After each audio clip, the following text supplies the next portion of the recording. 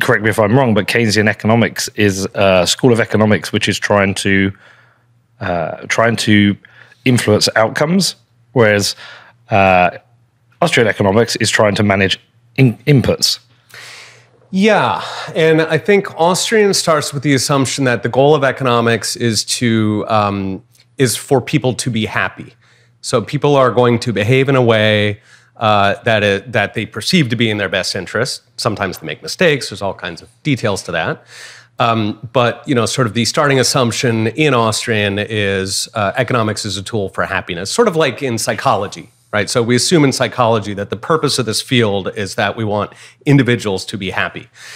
The purpose of the field is not to turn people into some moldable clay for some further objective, like reaching the utopian society or whatever. And I think that is where Keynesian economics was essentially captured, right? So every conclusion in Keynesian economics, the punchline is, so we must give more money or more power to either government or to organizations that are allied with and sponsor government. And any power or money that you're giving to that elite, let's say, it's coming out of somebody else, right? So to me, Keynesian economics is, it's almost a purpose-built pro-elite project, and then quote-unquote economics is sort of bastardized into a tool to reach those objectives, right? So there are two very different goals there, right? One is let's make people happy. The other one is let's turn people into fodder, into clay to mold into whatever the utopian society that we're aiming at. Does fairness come into this in that Keynesian economics, we have centralized bodies making very important decisions for the economy, right, knowing there's collateral damage. Right. So changes to interest rates, etc., certain policies, they know that will lead to certain industries or sectors perhaps declining, the loss of jobs, but it's for the net, quote unquote, net good of the society. But right. but there's this collateral damage. Whereas I feel like Austrian economics is more about the individual. They know the rules, and it's up to them to be able to build an outcome for them that's fair within that. Exactly, right. And to be clear, most of the people who are acting in the Keynesian system, I think, are very decent people. I don't think Jay Powell or Janet Yellen are evil people. Once you have this system, you must necessarily trade off, right? You must harm some so that others are benefited. That's the nature of central planning. It's built into the system. And so, the Keynesian system necessarily, once you've built it that way, it is going to sort of look down from on high, and it's going to weigh everybody. And you might hope that it weighs everybody equally, or that, it's taking care of everybody. But in fact, it is necessarily a political process. And, there are going to be different interest groups that come in, and it's going to end up being sort of perverse. It's not necessarily going to do what people think. To give an example, Keynesian economics tends to favor Wall Street. And, Fancy Wall Street, that. Yeah, exactly. And Wall Street does not poll well among the American public. I suspect it doesn't among the British public. It is one of the, it's right behind cholera on like opinion polls. And so it's odd, like, why do we have this system that is so, that treats Wall Street so well?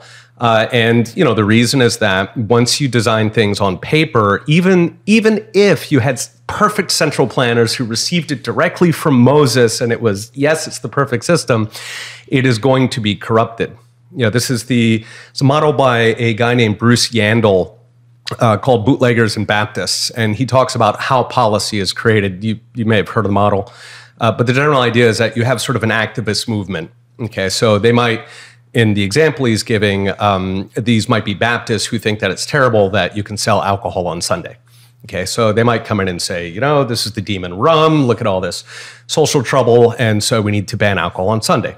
The thing is that the bootleggers, the people who are selling illegal alcohol, they will tend to agree very strongly with that point of view. They will come in, they have the resources where they can buy an audience with politicians. So the activists are going to be the ones who generate the social momentum for whatever intervention the government's going to engage in.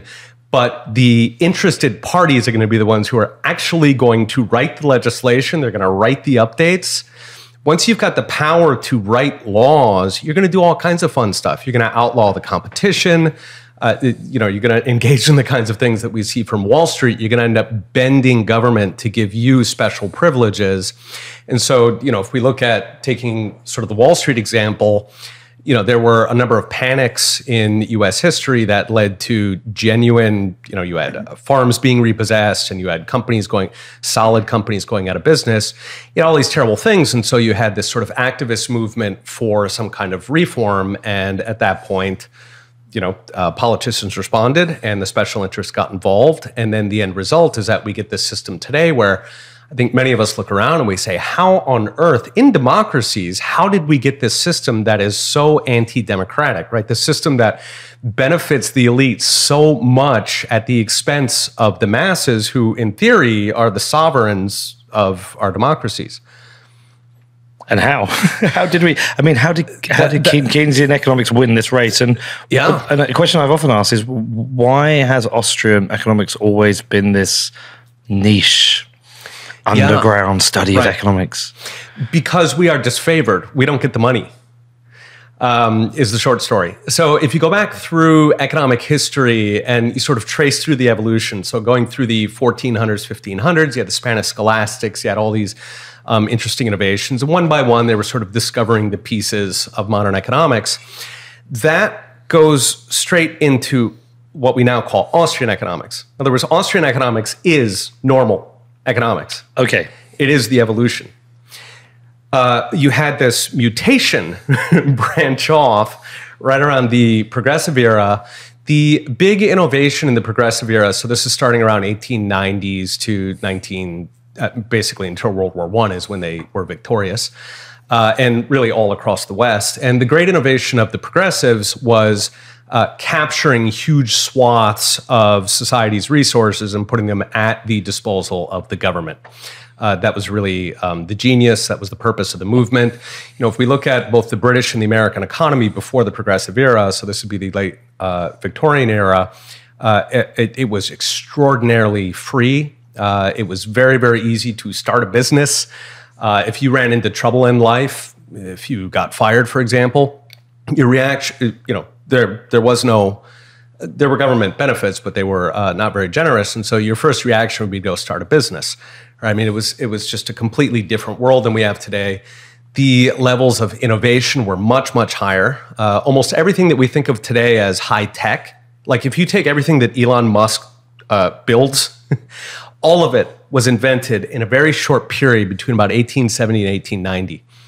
Like essentially, we are running on the fumes of inventors from 100 years ago, and I think the reason is because of that progressive revolution. They had a very specific strategy to capture certain parts of government, and then they could sort of leverage that into shifting resources over towards their movement. And so a big part of that movement, they were aware that economics was a determinant of public opinion. And so they're very interested in capturing the field of economics. And within that sort of Keynesian, Keynes was their figurehead, but really the movement predated Keynes. He was useful for them. And the goal was what had traditionally been called inflationism, which basically, I mean, that's just describing the idea that the government can, there's various ways that it can take resources. One of them, of course, that it can just print it via fiat.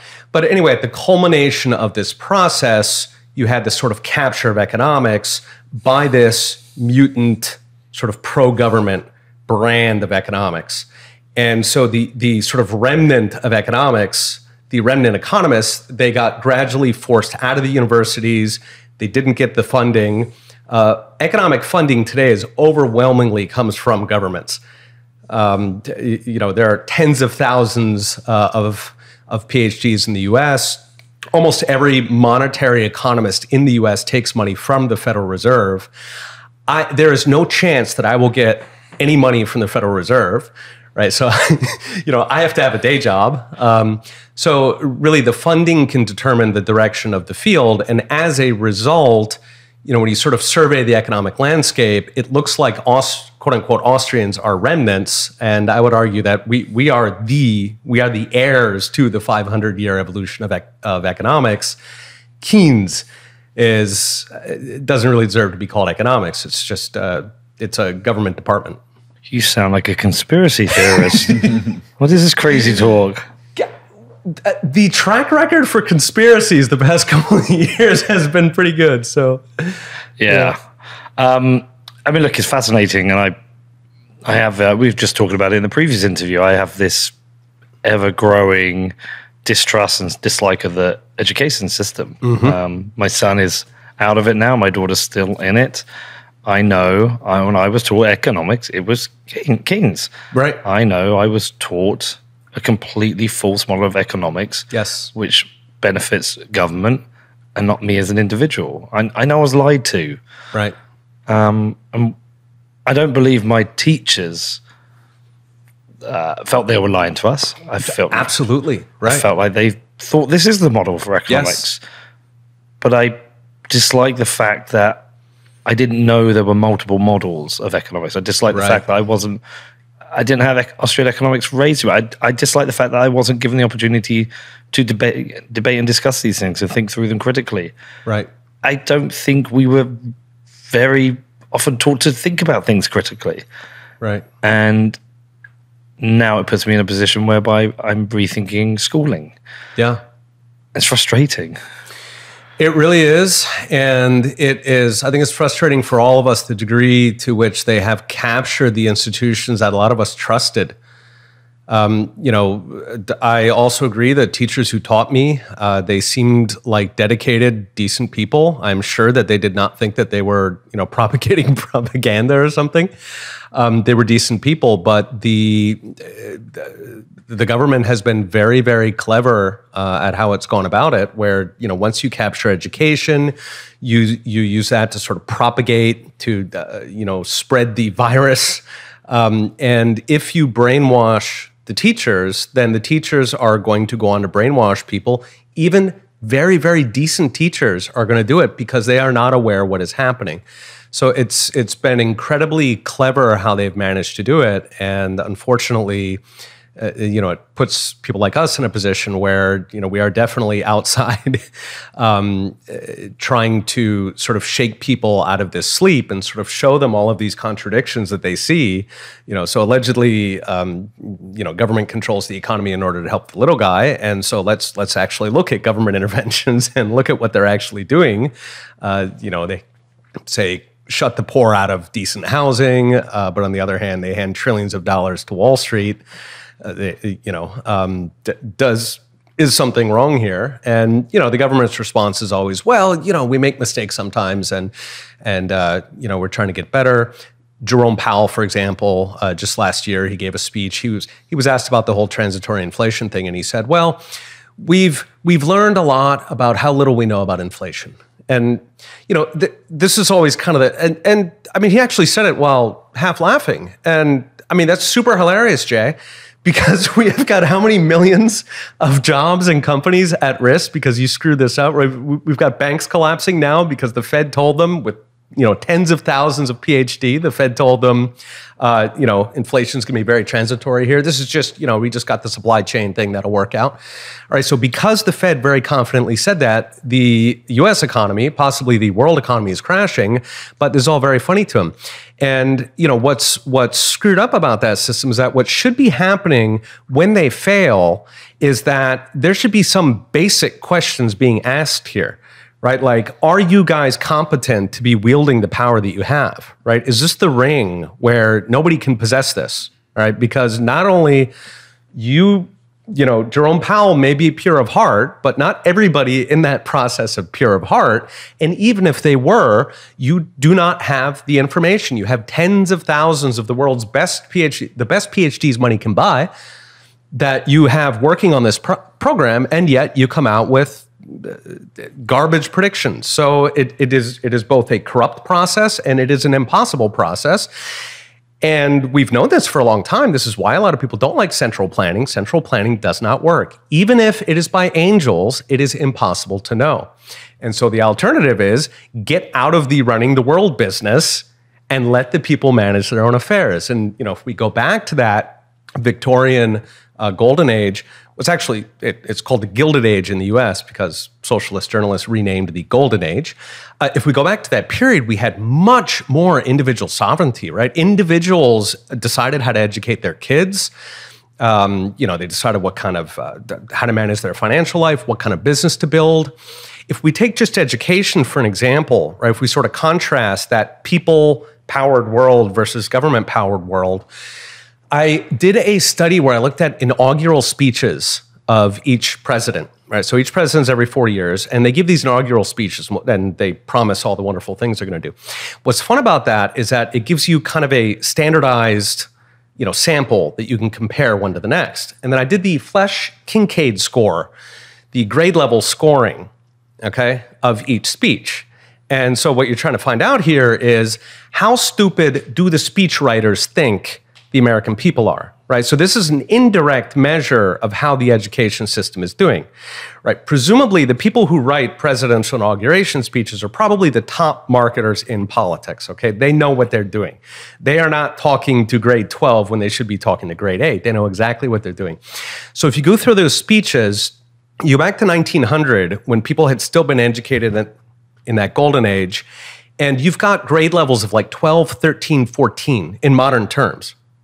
Right, so that is high school graduates, first year, second year college. That is what they thought the median voter, in other words, the median American was.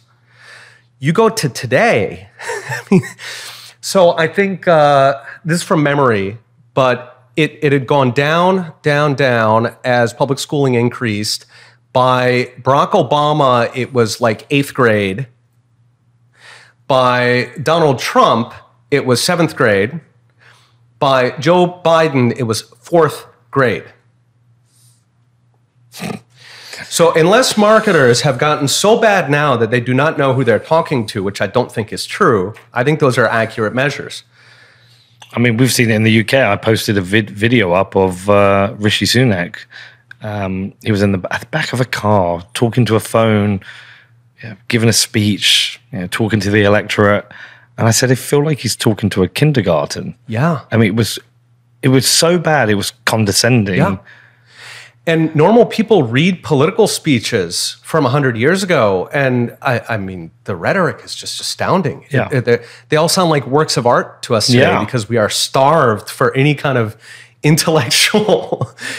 But it's a lack of backbone in politicians these days as well. And and again, it's probably just another system of bad incentives. But we're a couple of years away from a general election here in the US. We're fully expecting a Biden v. Trump war, but you never know. And there's some interesting people coming out and saying some interesting things. You see DeSantis very critical of CBDCs. Yeah. So forget the rest of his politics. You're on my side on that topic. We see RFK coming out talking about Bitcoin. Yeah. You're like, okay, you're with me on that topic. Right. Vivek Ramaswamy, he's been talking about sound money. So look, these people see the problem. They're speaking in our language.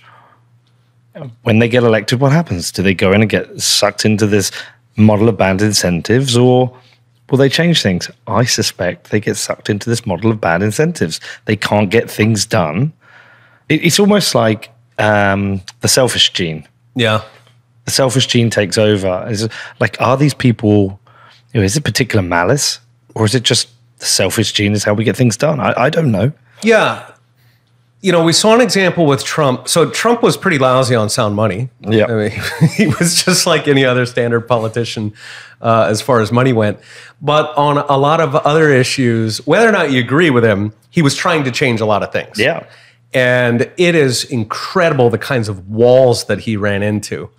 And so, if we actually do get somebody in there who believes in sound money, I imagine the walls that are built around money are even stronger than what's built around things like education or other, power centers of the elite.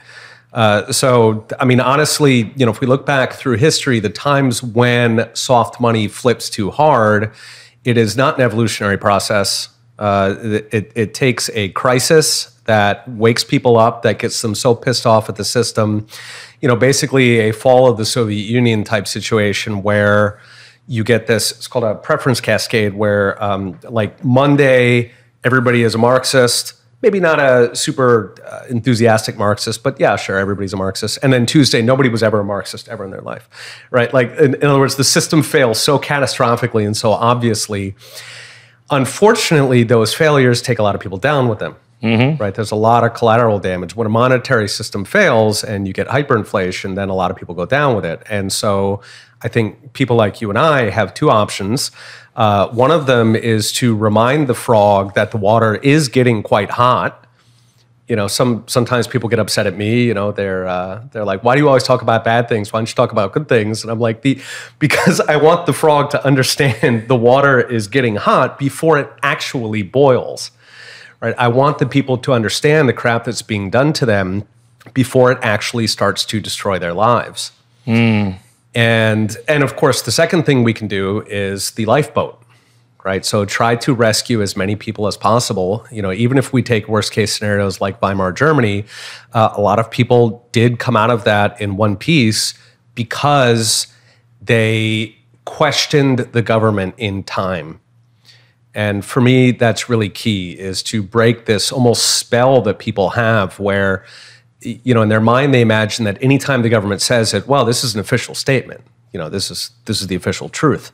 And I think that's historically extraordinarily dangerous. And so to the extent that I can at least get people to question it, they may not jump into the lifeboat yet, whether that's gold or Bitcoin, but at least to get them aware that maybe they're going to have to do that sometime so that when things do start to crash, they can get out in time.